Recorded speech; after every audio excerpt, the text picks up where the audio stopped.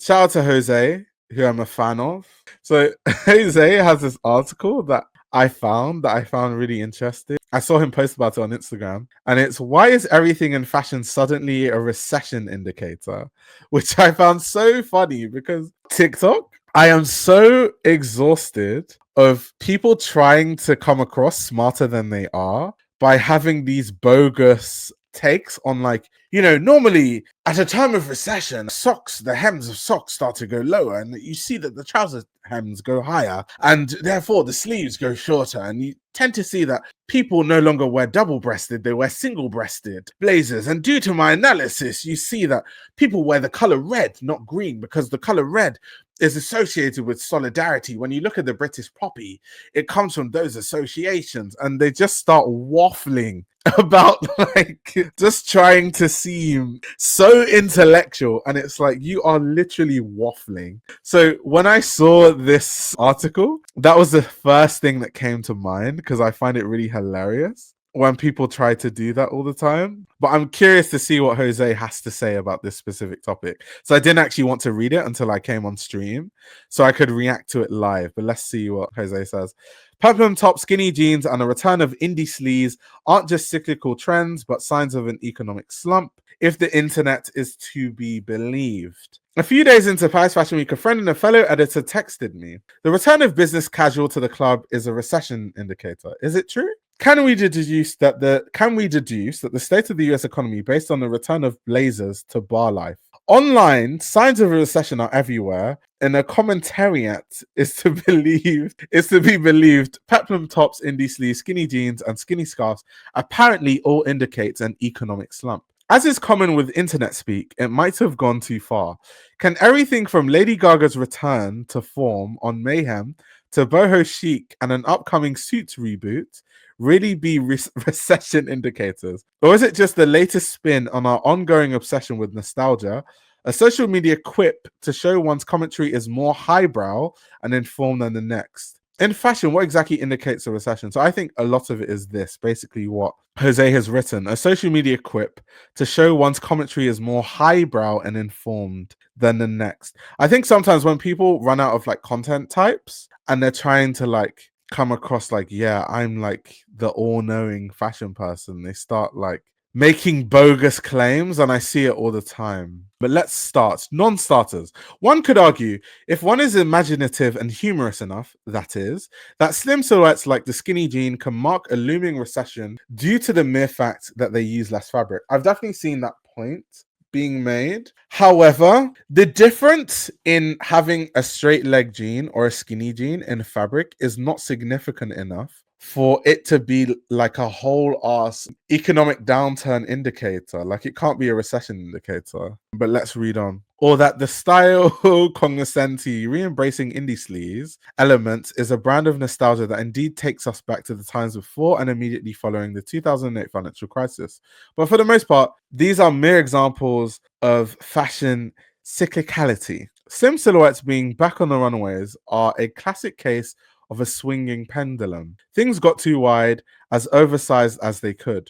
Designers take this not as a challenge, so now you must go elsewhere. That's true, because everything got so oversized that it started to become comical, like just stupidly oversized. Like, it's kind of like Justin Bieber core. Like, Justin Bieber loves wearing those, like, crazy oversized things, right? And it's like when we were wearing skinny jeans during a swag era in 2011 and 2012 and 2010, 2009, was that a recession indicator then? So why is it now? But anyway, reading on. Slim silhouettes being back on the runways are a classic case of swinging the pendulum. Things got too wide, as oversized as they could. So now we must go elsewhere. And indie sleaze, that's just the case of a generation of fashion lovers who are too young to partake in its first wave, having the opportunity to do so now. Another instance of this would be the enthusiasm for boho chic, fueled by Chimene Kamani's Chloe debut last year. That's also true because the boho chic that people are trying to, like, recreate, they're talking about, like, Stella McCartney at Chloe, Phoebe Philo at Chloe. A lot of people weren't alive then, or definitely weren't consuming fashion during those moments. So they kind of want to buy into it and kind of relive that now that Chimene Kamali is at Chloe and doing the aesthetic. So that's definitely true. So what inspired your outfit today? Well, it's a recession. That's funny. Skinny silhouette is because it's less fabric, meaning less expensive. But not really though, because less expensive for the brand, but not less expensive for the consumer. So my understanding of something that would be a recession indicator is consumer spending and consumer habits changing based on price. Skinny jeans are not cheaper than straight leg jeans. Every brand offers every cut of jeans at the same price, regardless of which one uses more or less fabric. So that's why I don't think it's a good argument to say that people wearing skinny jeans is like a recession indicator. Unless like skinny jeans were cheaper, then that would make sense. But reading on, rather what happens when we take these popular internet phrases and shoehorn them into describing today's trends is that we more often than not lose valuable hindsight, the kind that makes trend reporting such an alchemical yet accurate science. We used to be able to look back at fashion and recognize its patterns as either nothing more than returning trend or as markers of broader cultural stories when the evidence presented them as such. It's almost as if now we are unable or uninterested in taking in the big picture. Jose is absolutely cooking. And this is why I'm a fan of Jose as a journalist and just a fan of his writing, because he's cooking. He's really, really cooking right now. But reading on. The quick hits of discussing fashion based on internet talking points du jour make for entertaining social media discourse, but calling anything and everything a recession indicator, or to look at last week's column, a case of nacho reheating, flattens much of the cultural and historical context attached to fashion. Take the case of the Peplums. We could call them a recession indicator to be funny, surely, but they actually tend to come back in style after moments of crisis. One of the most famous Peplum shapes in fashion history is Christian Dior's new look jacket, which came after World War II. And yes, most fashion conversations, including this one happening online, but that doesn't mean we should forego fashion literacy for the sake of a fun joke. And then, okay, Jose is going to talk about the real markers. So this should be interesting and this should be very, very spicy. What we can't ignore, however, is that some economic indicators are indeed raising red flags at the moment. A recent Deutsche Bank survey points to a 43% chance that the United States is headed for a recession. Oh yeah, that's to do with like the tariffs and so many other things. But yeah, the last time the US entered a recession period, other than the aftermath of the pandemic, was once again in 2008. An era in fashion collectively remembered primarily for two things. For insiders, there was the arrival of Phoebe Philo at Celine, which swiftly became a dominating agenda-setting force that defined much of the past decade and a half in fashion, whether by designers emulating her aesthetic or by her acolytes going on to design for major labels Daniel Lee first at Bottega Veneta, and now Burberry, Peter Doe, and Rock Hwang of Rock are a few that spring to mind. Philo's singular brand of minimalism was appropriate for the moment, at a time which luxury went quiet as affluent consumers embraced a more subdued look, attuned to the economic hardships of the time. Glaring and unabashed displays of wealth were swift. And that's true. So that is one recession indicator that always happens. Like at a time of recession, people wear clothing that is less outwardly ostentatious because it's seen as being in poor taste to kind of flaunt your wealth during a recession. That always happens. That's been happening all the way back since the French Revolution, when literally the aristocrats in France were dressing like poor people because if they were visibly seen as an aristocrat, they would be killed. So this is something that has happened since the beginning of time, and it will continue to happen. So that definitely is a more accurate thing. And so I think that, you know, the whole minimalism thing definitely is a thing that happens during recession, where people don't want to, you know, throw wealth and be really ostentatious about their wealth during a time of recession. That definitely is true. That happens for sure. Let's read on. Sound familiar? Quite luxury as an aesthetic online and in pop culture. Oh yeah, I just talked about that. Quite luxury as an aesthetic online and in pop culture. See the well-timed final season of Succession would in hindsight be more of an early harbinger for a possible impending recession than, say, Chalamet's skinny scarf. What Quite Luxury promotes is a homogenized look that is subtle, logoless, and easy to partake in. That its styling components could be the Row and Loro Piana or COS and Uniqlo was the commercial effect of this consumer trend on TikTok that made way for the return of more brands, as I outlined late last year. That also, quick side note, but that also has served as the bedrock for how a lot of fast fashion brands are rebranding. I've talked about this before, but a lot of fast fashion brands kind of, they know they can't compete with Shein and Temu, so they can't do the whole race to the bottom thing. So now they're all collaborating with luxury brands, collaborating with luxury designers, doing capsule collections with luxury designers, hiring luxury designers as creative directors. Case in point, Claire White Keller at Uniqlo being the creative director of Uniqlo. So that's kind of how it's happening, and all of them are kind of rebranding in that sort of quite luxury way, even all the way down to Pretty Little Thing, which I obviously bashed not too long ago. So we're definitely seeing that across the industry. But reading on, more broadly, what this era in fashion is remembered for is the popularization of business casual as a look to wear both to the office and to the club. The first half of the 2010s were, after all, the time in which millennials would step into the party scene wearing tailored vests, peplum tops, blazers, and slacks. That this was the going out look trend then had much to do with people. The fact that during and immediately after the recession, people were less willing to invest in clothes for different occasions and rather spent more on a more versatile wardrobe.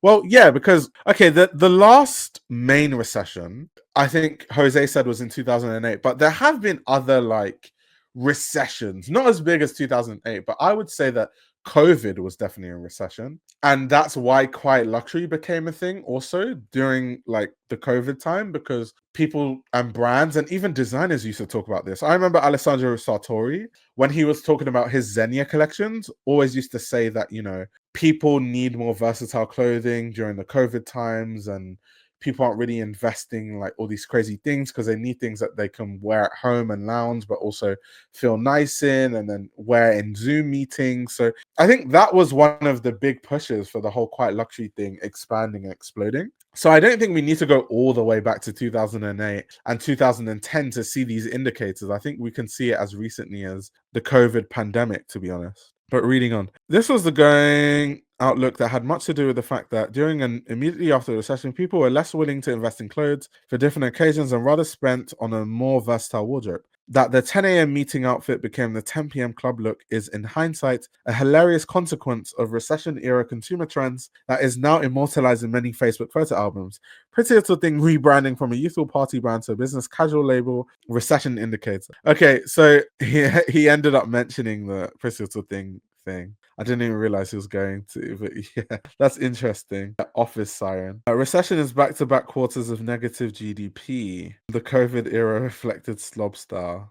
Interesting. I thought sweats and workout attire that will never be used how they're supposed to be used are signs of a recession. Noises. Not really. I think now just general trends. In general, people dress more casually. Like if you see those videos of like, let me show you guys those like YouTube videos I always see where it's like London in the 1980s and you see how everyone is literally wearing a suit. You'll see that I think just in general, I don't think those things can be recession indicators because just in general, people just dressed a bit more less casual back in the day. So you always see like these like videos like this, for example, you always see them on YouTube popping up where it's like London in the 1980s. Like look at how so many people wearing suits, people smart casual, like he's wearing a blue backpack where he's got like a suit and stuff. So you actually notice that just in general, we dress more casually these days. So you can't really use like casual clothing, like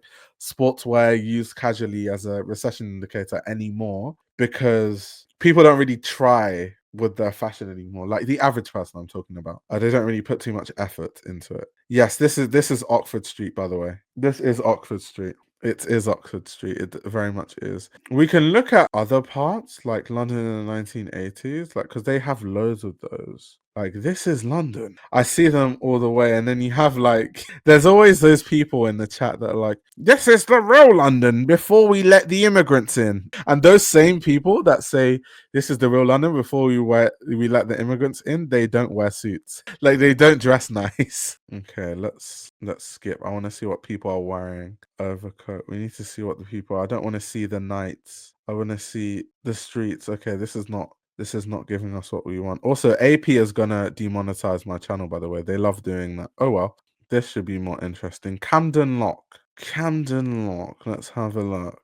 See like long dresses, a sweater with the jeans and the boots. Like people really didn't dress as casually as they did now. Nowadays, people just wear like sportswear everywhere. Like barely anyone's wearing sportswear here. He's wearing shorts. Yeah, like people are dressing a lot less casually. But anyway, I digress. I was just making a point. Earlier this month in Paris, Stella McCartney said the theme of her Autumn Winter 25 collection was From Laptop to Lap Dance. McCartney was making a point about women existing both in the workplace and outside of it, timed to the reacquisition of her own name and label. Yeah, that was the famous Stella McCartney collection where it was like it did all the rage on TikTok. People are filming like, oh, it's like we're in an office in the Stella McCartney show. We're in an office. But let's see what else Jose said. Yet the look on the runway, an 80s working girl meets 2020's oversized blazer wearing millennial office worker, revived this same business casual to the club look from 15 years ago. McCartney wasn't alone. Iterations of the corporate garb were one of the season's biggest trends, according to my Vogue colleague, Laird Borelli Person. Dylan Cow and Jin Kay of Commission were also thinking of both the corporate office and the underground rave as settings for their collection. And designers from Ashland Park in New York to Simone Bellotti at Bali in Milan reconsidered the Peplum as both a sophisticated sportswear element and a subversive, can't even speak, and a subversive yet equally dressy, punkish wardrobe twist. So that's interesting. The jury is still out on whether we will or will not reach a recession in 2025, but fashion is perhaps even inadvertently preparing itself for its effect on consumer habits. Brands have also been dealing with the consequences of the luxury downturn. The takeaway is that even if these shifts in collective style are not always indicative of macroeconomic tendencies, they do indicate what happens in the industry. The rise of TikTok's office siren aesthetic. Oh, God. We just had to mention it. We just had to.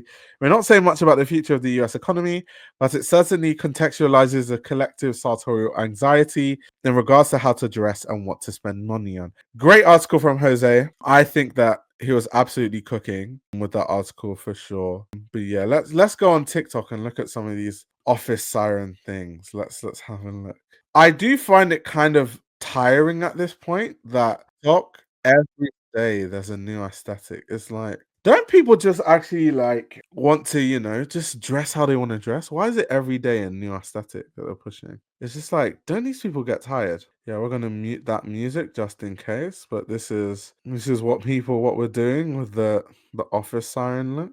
Not someone saying low GDP core. That's insane. That's absolutely insane. I think what I find the strangest about all these aesthetics, there are genuinely people that see this aesthetic on TikTok and change their whole wardrobe to try and like be an office siren.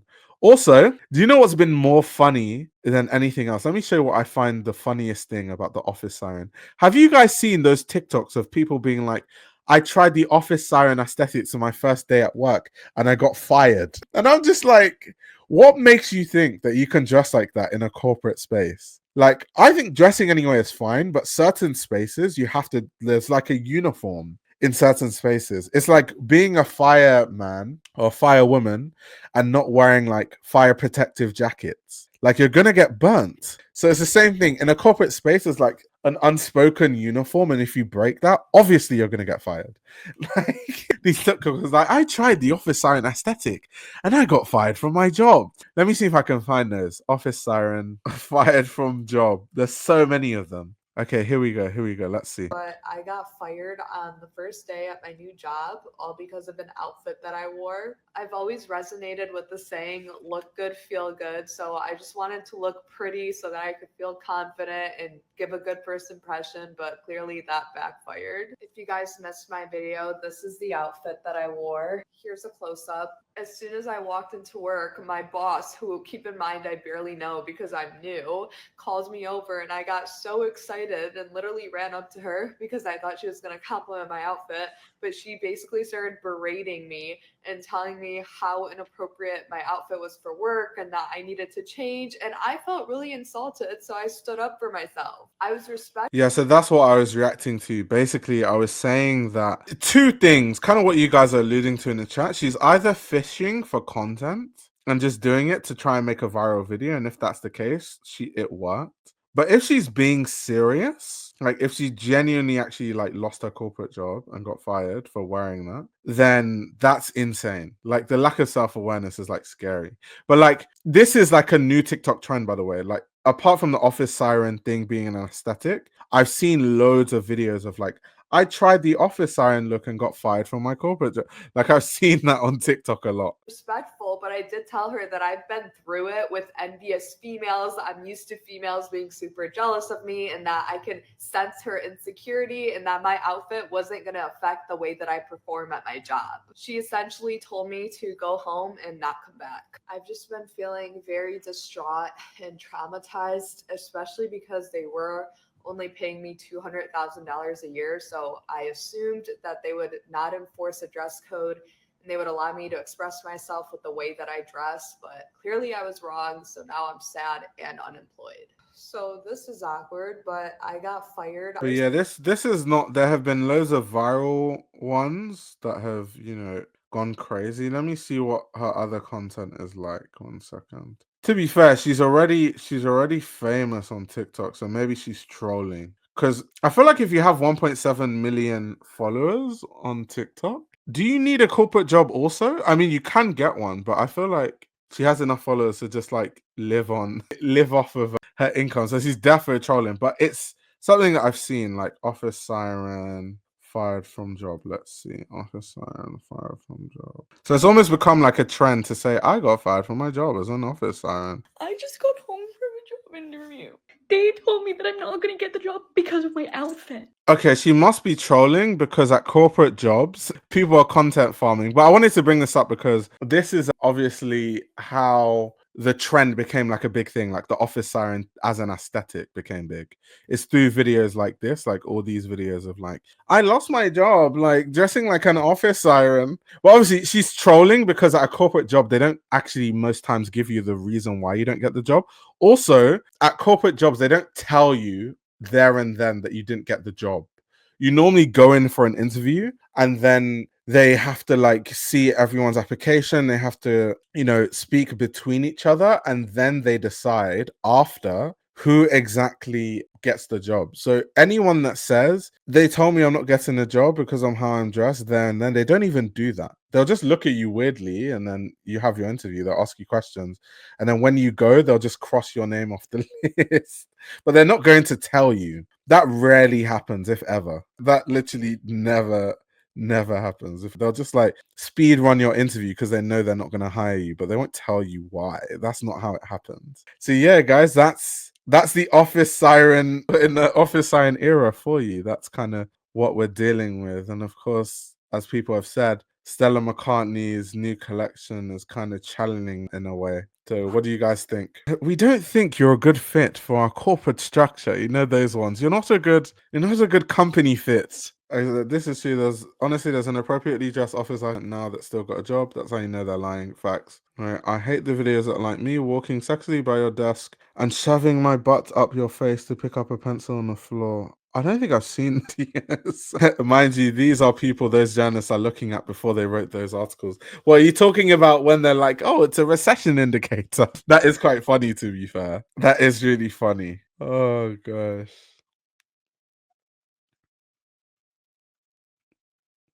No, TikTok is not a real place. I agree. I concur. It definitely isn't a real place. Yeah, this is a cool. I should maybe start talking about Stella McCartney or not. I have a bone to pick with Stella McCartney, but I'll talk about that another day. Actually, fuck it. I'll tell you guys.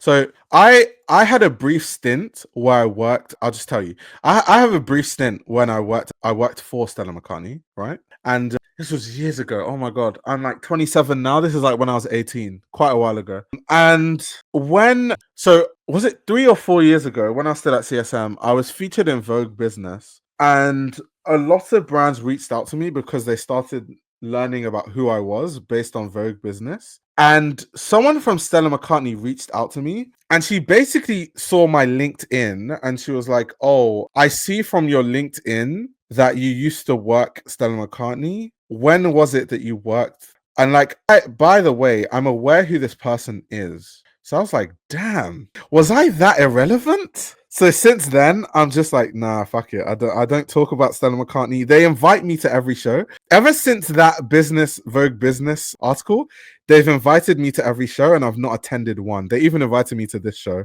I've not attended one because it just shows that you don't value your staff, that they just did not even know who I was or like when I was there and all that. So I genuinely have erased my time at Stella McCartney from everything, from my LinkedIn, from my resume, from like, it's just a thing that people know I did. But like, if I apply anywhere or whatever, if I talk about jobs that I've done in fashion moving forward, like in terms of interviews, I'm just going to act like I never worked for Stella McCartney, like ever. So yeah, that's my bone to pick. That's why I rarely talk about the brand, to be honest. Oh, and he said you shared this before. Yeah, but people don't know. People don't know. You're a regular. That's why you know the story. But like, guys in the chat, how many of you knew that story before? How many of you were aware of that Stella McCartney story? But yeah, I don't, based on that thing, also, I don't think I'm ever going to go to a Stella McCartney runaway show, to be very honest with you. Like, they're going to invite me constantly and I'm never going to go. Like, no joke. Unless I change my mind about the whole thing and I get over it. But I'm just like, damn, like,